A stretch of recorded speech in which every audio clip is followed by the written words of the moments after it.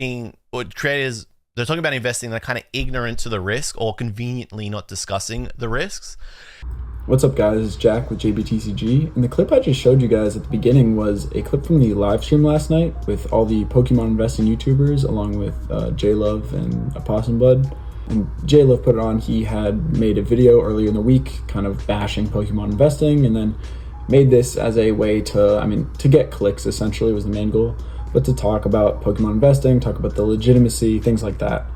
And in this, he mentioned risk and how risk is rarely mentioned by Pokemon investors, or it isn't given enough attention. So I want to go over the main risks that you will see in Pokemon investing, and there are some real ones. I'm not going to dodge that point. And I want to give my thoughts just on the live stream as a whole. But yeah, let's get into it. So the first risk, Rudy from Alpha Investments coming out from under your bed, stealing your sealed products, stealing your cards, and stealing your girlfriend or boyfriend. I don't think he discriminates. That's probably the number one risk that I'd foresee.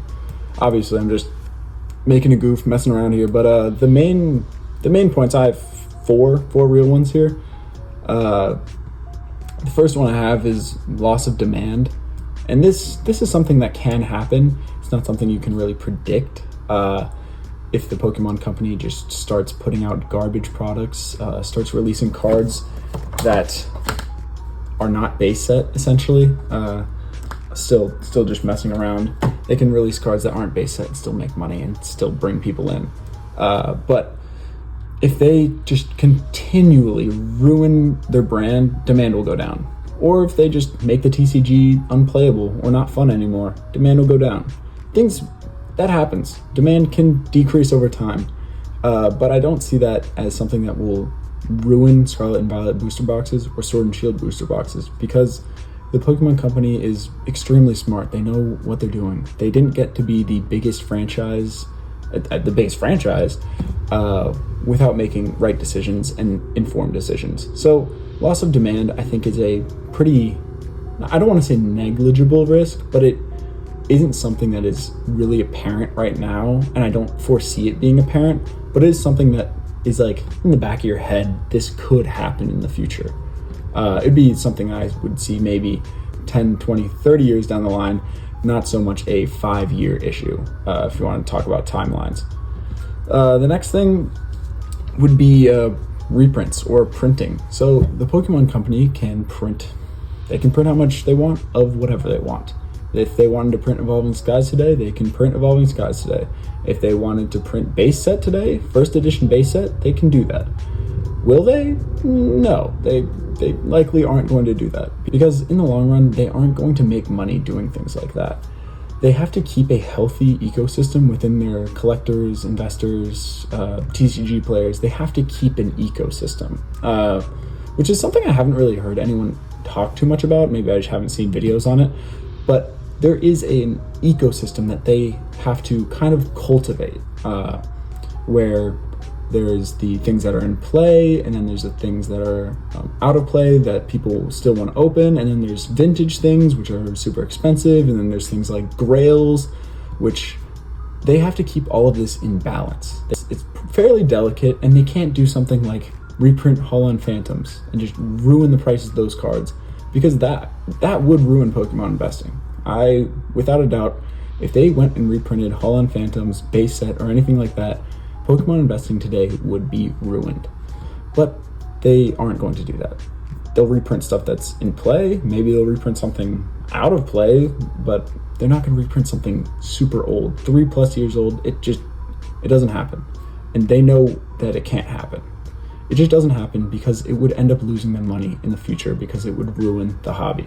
This one is pretty unfortunate, and it's just damage. Damage is a risk. You buy a physical collectible that you are investing in, there's risk that thing gets damaged. We'll take a look at this Lost Origin booster box here. So I got this not long ago. This is actually from the Pokemon Center. So they don't ship these things very nicely. They just kind of throw them in a box. And obviously the top part, if you can see, that kind of like bends in, that little like inner seal, I guess if you want to call it, is broken. Will that actually tank the price of the box? Probably not, because most of these boxes have that. But say you drop this. Say if I just drop this on the floor, and I dented a corner. People wouldn't buy this for as much. It's just an inherent risk. If you damage these boxes, they are going to be worth less. That's how it works. So that is a risk. You don't want to get these damaged. You can also damage them in shipping, which would suck. So you have to take proper precautions, sealing them up with bubble wrap, and then also putting little packing peanuts, things like that, just to make sure your box stays safe. Another risk would be getting lost in the mail. That would suck. You're out, the buyer's out, everyone's out. It's unfortunate. The last one I have here, and honestly the worst, is scams. Scams are a pretty big risk, especially when you're doing transactions with expensive booster boxes. You do not want to get scammed. And unfortunately, because there's money in Pokemon, because there's interest in Pokemon, scams exist. That's just kind of inevitable. It sucks, but not much you can do, except avoid them. Ways you can avoid them is selling to people on eBay that have high ratings. If someone has no ratings and they buy from you, maybe just cancel the order. Let them know why. Don't be like a jerk about it, but try and sell to people who have like vouching or things like that on Facebook Marketplace or whatever. Only use PayPal goods and services, things like that. You can mitigate this risk, but it is a risk. You can get scammed. If you've been selling or are selling these products, you are likely going to get scammed at some point. It happens and it sucks. So those are the main things that I was gonna say are risky in Pokemon investing. Maybe there's some others that I'm forgetting, but those are the main ones that I was able to think of. But I wanted to also give my perspective on this. So one point he made was kind of like, not demand would fall in the future, but that this is kind of like a bubble. It's a speculative bubble waiting to pop. And after all the hype over investing kind of goes away, this will all go to shit, go to nothing. I don't see that happening. One, because all of the people who view my videos, you guys, are 24-year-olds and older. I don't think there are pretty much any people 18 to 24, and there are 0 people under 18. And there's a lot of kids that loved Pokemon growing up that are 18, 20, 21, but they don't have the money to just collect things or invest in things. They're in college or doing whatever, and they don't have a ton of money. But as those kids grow up and they get disposable income, they'll definitely be here. People will influx into the hobby. And if you're saying, base set was so big, that was the biggest boom, and those people are the people that are buying now, after these people stop buying and stuff like that and investing dies out, there were so many kids that were Gen 4 fans, Gen 3 fans, Gen 2 fans. I think as soon as those kids grow up, it'll be the same deal.